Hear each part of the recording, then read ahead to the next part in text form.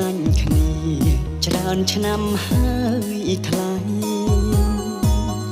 អនុសាក៏មានច្រើនពេកក្រៃរាប់មិនអត់ដែរស្មួនតែការឈឺចាប់មិនគួរសងវាកាត់ឡើងស្ទួនជីវិតស្នេហាបងនឹងអូនត្រូវសូនទាំងមិនទាន់អស់ចិត្តស្រឡាញ់ខ្លាំង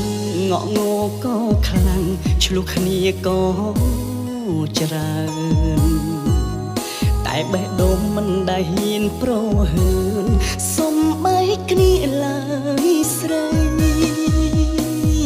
អូនប្រើពីបែក្រោយពីមានងត់ទៅមានអ្នកទី3បេះដូងដូចហាំងធ្លាក់ដល់ដីពេលលឺស្រីអូនស្ដីយ៉ាងនឹងបែកពីបងសុំអូននេះល្អពីបងខ្លាផងប្រាប់គេថាបងស្រឡាញ់រូបអូនខ្លាំងណាស់បើប្រងម្នាក់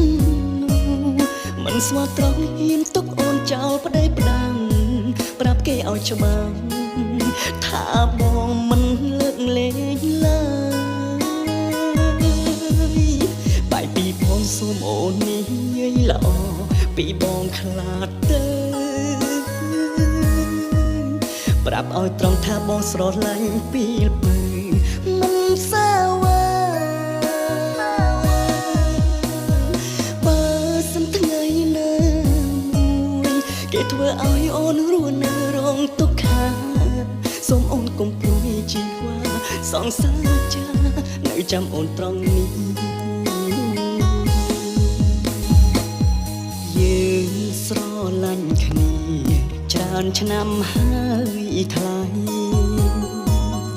អនុសាក៏មានច្រើនពេកក្រៃរាប់មិនអត់ដែរស្មួនតែការឈឺចាប់មិនគួរសងវាកាត់ឡើងស្ទួនជីវិតស្នេហាបងនឹងអូនត្រូវសូនទាំងមិនទាន់អស់ចិត្តស្រឡាញ់ខ្លាំងងក់ងោក៏ខ្លាំងឆ្លុះគ្នាក៏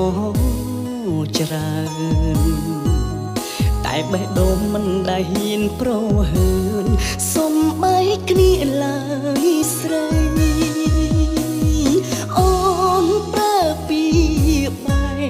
ក្រោយពីមានងត់ទៅមានអ្នកទី3បេះដូងដូចហាំងធ្លាក់ដល់ដីពេលលឺស្រីអូនស្ដីយ៉ាង